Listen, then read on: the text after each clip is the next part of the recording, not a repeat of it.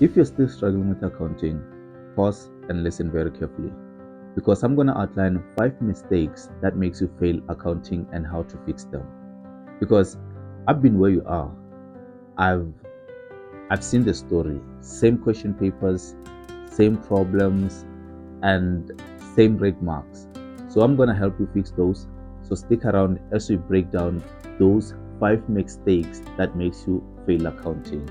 My name is SMB Director and this is Accounting 101.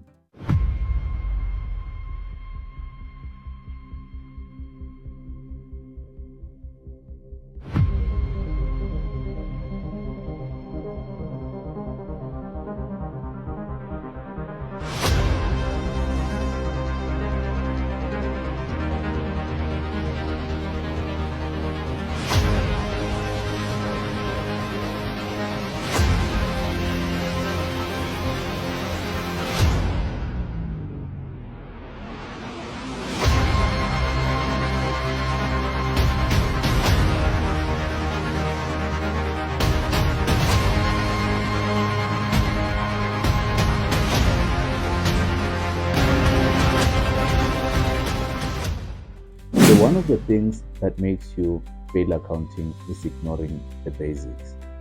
So what do I mean by this? Most people forget that accounting is practical. So for this to work, let me give an example of a business. Every business to start functioning, it needs the following 5 things that are important, which are the basics that you have to know. These things, we call them the 5 elements of financial statements or the 5 elements of accounting. These things include assets, owner's equity, liabilities, incomes, and expenses. So for every business to function, it needs assets. So what are assets that we're talking about? Assets is everything that the business is hoping is going to generate future income from.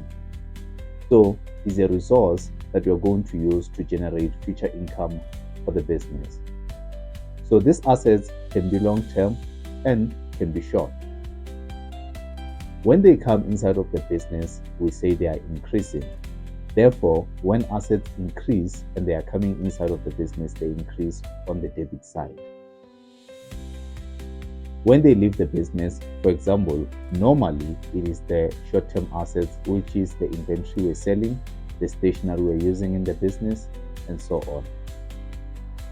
When they are depleting or they are leaving the business, they decrease. So they decrease on the credit side. So owner's equity. Owner's equity is anything in the business that belongs to the owner. That is the money that was contributed by the owner or a piece of equipment. So those increase on the credit side while they decrease on the debit. Liabilities, those are obligations or things we owe in the business to the external parties. Those external parties can be suppliers or other people that we owe that money. Liabilities are credits of the business. Therefore, they increase on the credit side and decrease on the debit. Then we have income. Income works in favor of owner's equity, since the more income we make, the more the owner benefits.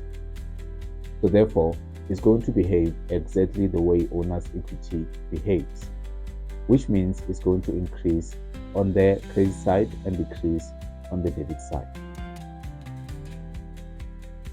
And expenses. Expenses are known to be the enemy of income, meaning they behave exactly the opposite of income. They increase on the debit while decreases on the credit. So to familiarize yourself further with the basics, you can start by practicing identifying account types from transaction, meaning you can take question papers from the previous years and you identify which accounts from that are affected. You can also understand what normal balances are, which are normally given or you have to calculate, which we'll discuss in our future videos. Start small by use of simple T accounts. So what are we talking about when we're talking about T accounts? T accounts are often regarded to as general ledgers. They are comprised of dates, document details, and what you do on the debit side, you also do on the credit, which we use to balance our books. Remember, if you misunderstand the basics, everything becomes guesswork. But if you master them, even complex adjustments start making sense. Number two problem that most students make is studying accounting instead of practicing it. So what do I mean by this, and why is this a problem? Accounting is not a theory. It's not like life science or geography or business or economics. You can know every definition and every single thing that you studied from the theory but still fail because you don't know the exact process of accounting. So, what do you have to practice to master this part? You have to do journal entries by use of transactions. You have to do ledgers, as we mentioned in number 1, and also move those to trial balances. You have to familiarize yourself with adjustments, because remember, every single time we talk about adjustments, we're talking about some things that you should make a little bit touches on. That means you have to identify accrued expenses, depreciation, bad debts, or accrued incomes. Use real past papers. Don't rely on summaries. Meaning, if you have a book that you're using to study, instead use question papers to study, because you have to familiarize yourself with the format and how the question papers comes, instead of just knowing the theory and the information that is being given to you. So start small. You can start every week. Just make sure that you take one transaction type, you create 5 different examples from it, and you complete each all the way to trial balance. Remember, if there's something that you don't understand, the email that is on the screen, you can always email me a question there and I'll be happy to answer. You don't get better at accounting by reading it. You get better by doing it 50 times wrong, then right the next time.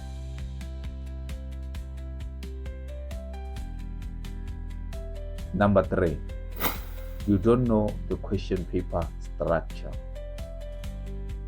Every paper has 3 parts. It has the required section, which is what you have to do as a student.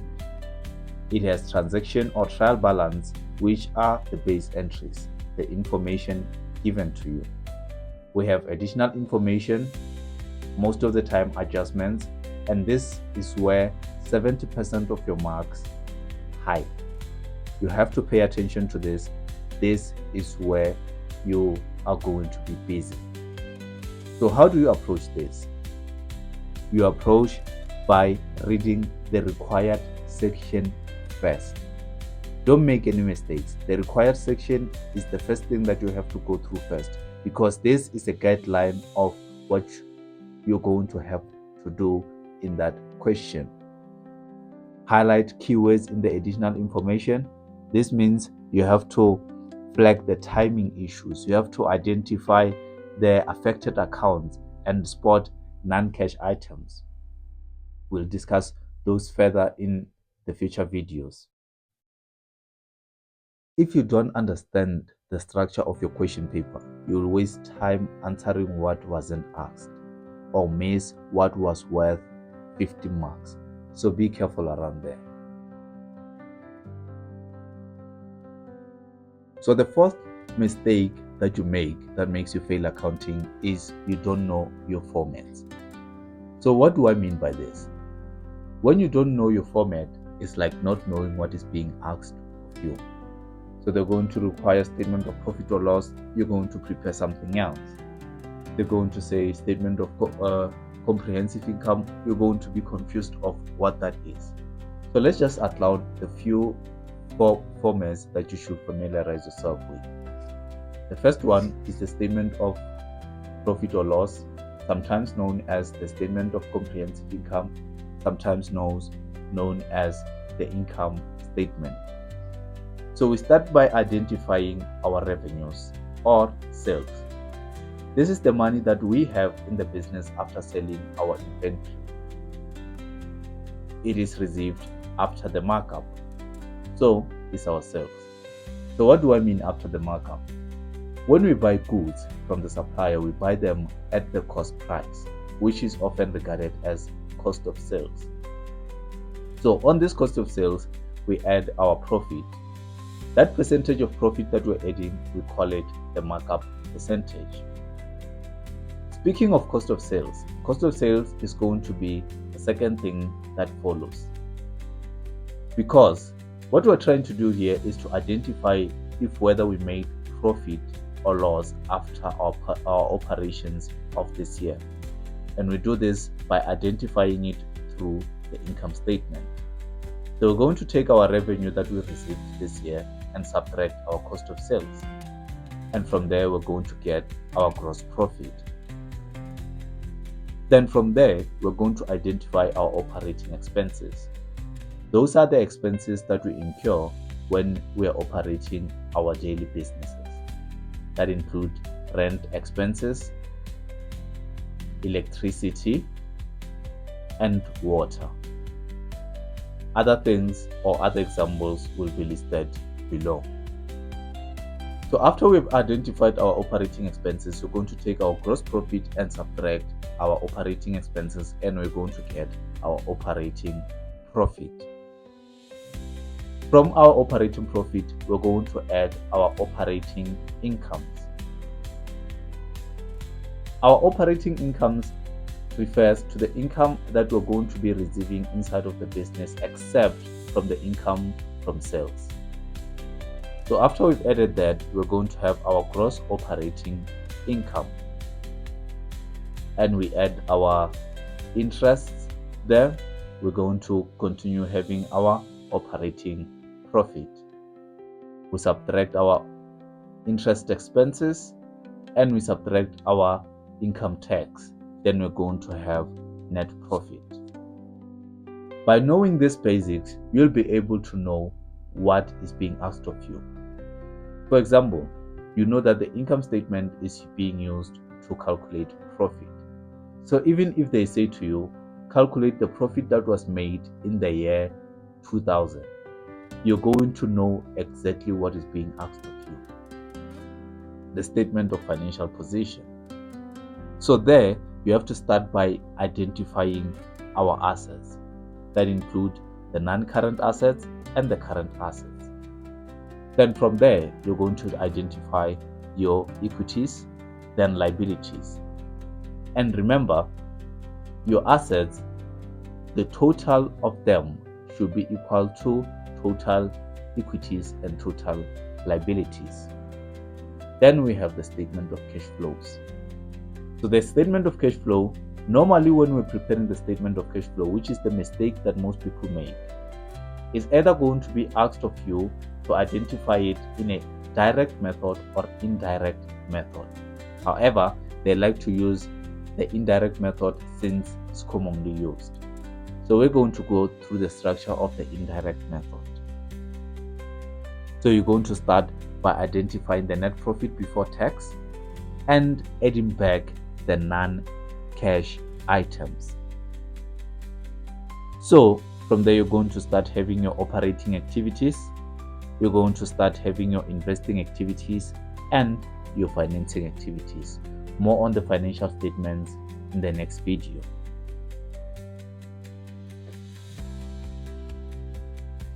So here is how to fix the whole process of understanding the format. You have to redraw this format from memory at least every week. That is one thing that I know that it can help you by knowing and identifying your formats. You can use flashcards or blank sheets to draw these formats and build your own format bank. So what do I mean by this? From every transaction, we know that 2 or more transactions have to be affected. and bank format normally is affected in most cases. So you just have to know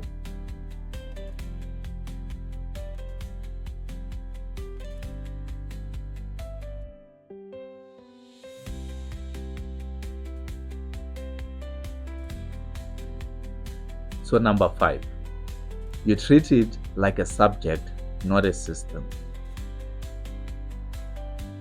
One big mistake that you can make is treat accounting like a subject. Accounting is a system. You don't have to treat accounting like history, as I mentioned, or like geography or economics or a business, because it's a system, it's a method, and it's a language. Let's just shift our mindset a little bit. Just don't aim to pass accounting, aim to understand it. And you can even practice real life accounting. You can do this by tracking down your bank balance using IT account. You can do this by use of your bank statement.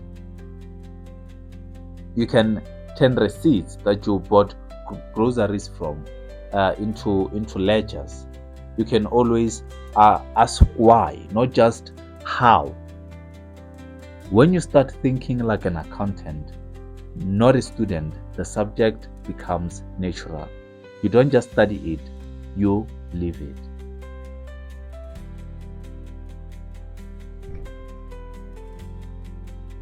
So these are the 5 things that if you master, I guarantee you that you're going to master accounting overall. So I'm not going to waste your time anymore because I'm trying to keep these videos as short as possible. Don't forget to subscribe and suggest these videos to anyone who you know might need them. Subscribe, push the like button, and comment what topic you'd like me to discuss next. This is SMB Director, and see you in the next one.